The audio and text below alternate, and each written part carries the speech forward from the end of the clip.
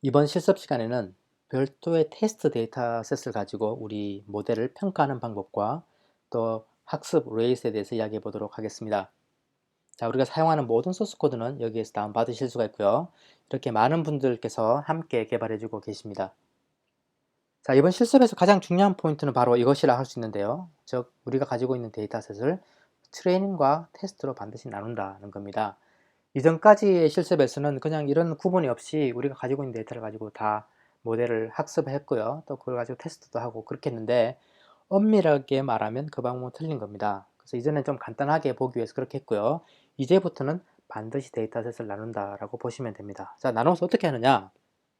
이 트레이닝 셋이라는 이름이 말하듯이 이 데이터는 학습에만 사용합니다. 그래서 우리가 모델이 있으면 이 트레이닝 셋을 가지고 우리의 모델을 학습을 시키겠죠. 그래서 학습이 완료됐다라고 하는 그 시점에서 이 테스트 셋. 그러면 이 테스트 셋이라는 것은 이 모델의 입장에서는 한 번도 본 적이 없는 거죠. 그래서 무엇일까? 전혀 본 적이 없는 이 데이터셋을 가지고 이 모델을 평가하는 것입니다. 이것이 바로 가장 공정한 것이죠. 이미 보여준 걸 가지고 또 테스트를 하면 그것은 반칙이 됩니다. 그래서 반드시 이렇게 나누셔야 되고요. 어떻게 나누느냐? 뭐 이것이 한 예가 되어 있는데요. 우리가 이제 우리가 가지고 있는 데이터를 X 데이터, 이거가 보면 X1, 뭐 X2, X3 이렇게 주어지는 거고 여기는 원하수로 주어지는 것 같네요. 자, 이전에 실습했던 그런 형태 데이터인데 X 데이터, Y 데이터 이걸 우리가 이제 트레이닝이라고 할 수 있겠고요. 그래서 이 데이터만 우리가 트레이닝에 사용합니다. 그래서 이 테스트 데이터는 우리가 학습할 때는 전혀 사용하지 않다가 마치 비밀 데이터처럼 숨겨놨다가 이 학습이 끝난 다음에 그때 우리 모델을 테스트하는 데 사용할 겁니다. 자, 이렇게 나눈다는 거. 자, 그러면 이걸 어떻게 나눌까 하는 것은 생각보다 굉장히 간단합니다. 자, 마찬가지로 우리가 필요한 X, Y 플레이스 홀드만 있으면 되고요. 그리고 필요한 웨이트과 바이어스 등을 선언하겠죠. 데이터의 형태에 따라서. 그런 다음에 우리가 하이파시스나 코스트 옵티마이저는 똑같고요. 자, 또 마찬가지로 우리가 예측한 값이 있다면 우리가 하이파시스라는 것을 예측을 하겠죠. 자, 그렇게 예측한다면 이것이 맞는지 아닌지를 측정하는 방법, 이게 맞는지 그리고 그걸 평균 내서 애큐리시를 구하는 이런 방법은 이전과 동일하게 우리가 일단 만들어 놓고요. 자, 이런 값의 동작은 우리가 이제 플레이스 홀더라는 것이 이럴 때 유용한데요. 어떤 값을 던져주느냐에 따라서 학습 데이터를 던져서 학습을 할 수 있고 또 테스트 데이터를 던져서 테스트 해볼 수가 있겠죠. 자, 그것을 이용하는 겁니다. 그래서 학습할 때를 보시면 세션을 열고 베리어블 이니셜라이즈를 하고요. 이 학습 돌아가는 과정, 즉 우리가 이 옵티마이즈를 실행시킬 때 던져주는 데이터에만 주목하면 되는데 이게 X 데이터 그리고 Y 데이터, 즉 우리가 트레이닝이라고 했던 그 데이터를 사용하는 것이죠. 이 트레이닝 데이터만 사용해서 학습을 합니다. 그런 다음에 여기서 끝이 나죠. 학습이 완전히 끝이 난 다음에 우리가 이제 프리딕션을 해본다거나 애큐러시를 측정할 때는 이 테스트 데이터셋을 던져주게 되는 거죠. 그래서 여기에서 나오는 이 애큐러시라는 것은 또 이 프리딕션이라는 것은 우리가 가지고 있는 테스트 데이터를 던져줬을 때의 프리딕션입니다. 그래서 굉장히 의미가 있는 이 모델 입장에서는 한 번도 보지 않은 데이터를 굉장히 훌륭하게 잘했다라고 할 수가 있겠죠. 자, 이렇게 우리가 이제 학습 데이터 나눈다는 거 이야기했고요. 두 번째는 우리가 이제 이걸 가지고 또 학습을 시킬 때 가끔 이전에는 러닝 레이스를 그냥 0.1 또는 우리가 어떤 때에는 0.01 이렇게 준다라고 그냥 했었는데 이번 실습에서는 이 부분을 한번 좀 자세히 보도록 하겠습니다.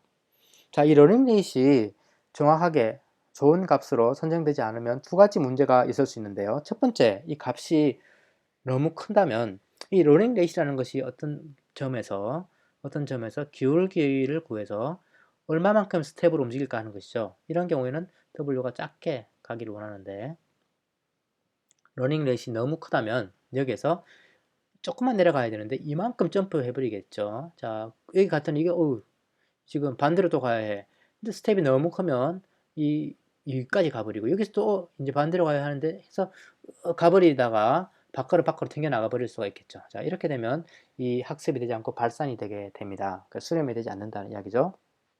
반대로 야, 이거 이렇게 하면 너무 위험할 것 같으니까 좀 굉장히 조심스럽게 러닝 레이스를 너무 작은 값으로 줬다. 굉장히 뭐 0.00000 뭐 1로 줬다라고 하면 어떤 점에서 학습이 굉장히 더디게 일어나죠. 이렇게.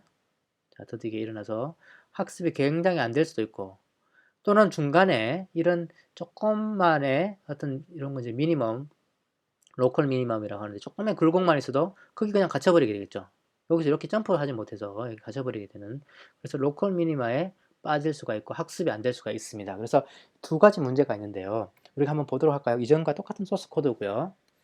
그리고 러닝 네임만 여기 좀 과감하게 1.5로 줬습니다. 좀 더 과감하신 분들은 이걸 뭐 10.0 정도로 주셔도 좋고요. 자, 이렇게 된 다음에 학습을 한번 시켜보죠. 이전에는 에큐러시가 1이 나왔는데 어떻게 되느냐. 똑같은 모델입니다. 학습을 시키게 되면, 자, 좀 심상치가 않아요. 처음에 이제 이게 스텝이고요.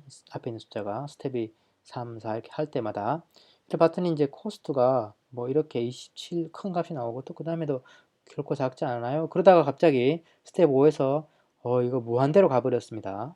아마 이때 밖으로 확 튕겨나가는 그런 순간이었던 것 같아요. 자, 그런 다음에부터 이제 또 여기 무한대에다가 뭔가를 작업을 하니까 이제 나 모르겠다. 이 숫자가 아닌 값, 이 nan이라는 값으로 나와버리는 거죠. 그래서 뭐 학습이고 뭐고 다 포기해버리는 상태가 되는 겁니다. 그래서 혹시 여러분들이 뭐 학습을 하다가 이거 내가 분명히 숫자가 나와야 되는데 뭐 코스트에 막 이런 값이 나온다 라고 하면, 여러분들이 이 러닝 레이시 너무 큰 거 아닐까 의심해 보셔야 되고요. 자, 반대로 이 러닝 레이스 크게 하면 이게 발산된다니까 조심해야지 하면서 엄청나게 작은 값으로 준다고 합시다. 자, 그러면 이전에 이야기했던 것처럼 이렇게 너무 작게 되거나, 또는 여기 조금만 이렇게 코스트 함수에 어떤 굴곡이 있다. 그러면 여기 로컬 미니마에 빠져버려서 나오지 못하게 되겠죠. 자, 그것을 한번 볼 수가 있는데요. 마찬가지로 스텝입니다. 0번째 스텝, 첫 번째 스텝, 198번째 스텝.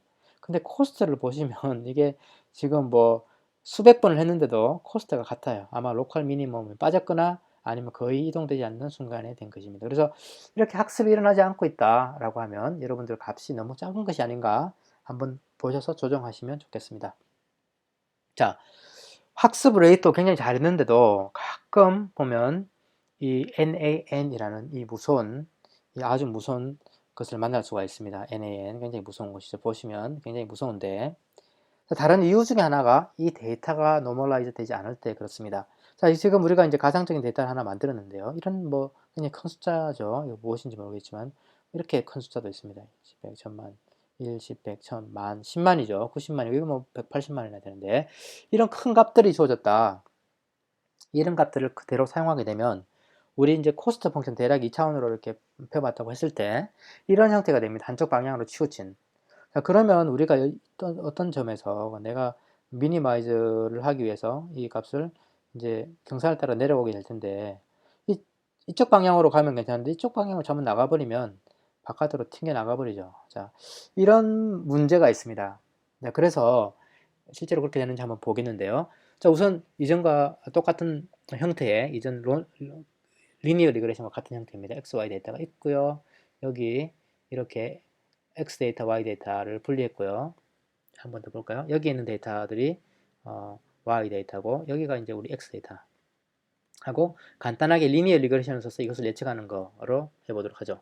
자, 그러면 필요에 따라서 필요한 쉐입에 따라서 잘 보시고요. x, y를 우리가 플레이스홀더로 만들고 필요하게 또 거기에 맞게 웨이트과 바이어스를 정의하였습니다. 그런 다음에 우리 하이파시스 보면 우리가 아주 친숙한 이제 리니어 리그레션 모델이고요. 코스도 거기에 맞게, 그리고 우리 옵티마이저 아주 훌륭하게 작성이 되어 있습니다. 그래서 학습을 하는 거죠, 이렇게.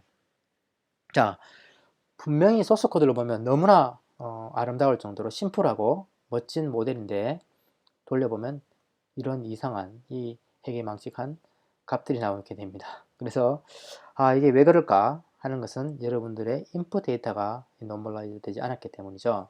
자, 이것을 해결하는 방법은 매우 간단한데, 우리가 수업 시간에도 이야기했듯이 노멀라이즈를 한다거나, 또 최근에 많이 쓰는 게 이제 이렇게 민맥스 스케일러라고 하는 함수를 많이 사용하게 됩니다. 그래서 여기서 값을 넣어주게 되면, 자, 이 값을 우리가 원래 있는 데이터라고 하면 이것을 이렇게 민맥스 스케일러로 넣게 되면 이런 값으로 돌아옵니다. 그래서 한번 잘 보면 이게 대략 제일 작은 값을 0, 제일 큰 값을 1, 이렇게 해서 이게 이제 민맥스로 0과 1 사이를 준 다음에 그 사이를 이렇게 그 값에 따라서 그 사이의 값으로 이렇게 노멀라이즈 한다라고 보시면 되겠습니다. 그래서 모든 이렇게 x1별로, x2, x3, 또 y 이렇게 별로 이렇게 한 묶음을 묶어서 이제 민맥스 해서 이제 스케일을 하게 됩니다. 그래서 이렇게 하게 되면 우리가 이제 코스트를 대략 보게 되면 이전과 같이 한쪽으로 치우치지 않고 굉장히 좀 동그란 모양이 되죠. 그래서 내가 여기서 어느 방향으로 가더라도 한 번만에 밖으로 확 튕겨 나가지가 않게 됩니다. 그래서 우리가 웬만하면 수렴하게 되는 경우가 있죠. 그래서 똑같은 소스 코드입니다. 전혀 변경한 게 없고요. 여기 이제 로닝 레이트 굉장히 작은 거였습니다. 이전에도 그렇고 지금도 그렇고. 자, 작은 로닝 레이트를 사용해서 해보면 이전과 똑같은 소스 코드, 이전에는 굉장히 이상한 숫자가 나왔지만 이번에는 한번 해보시면 아주 잘 학습이 된다는 것을 알 수가 있습니다. 그래서 데이터들이 굉장히 크거나 또는 데이터의 형태가 덜쭉날쭉할 때는 반드시 이 normalize를 하시는 것이 좋습니다.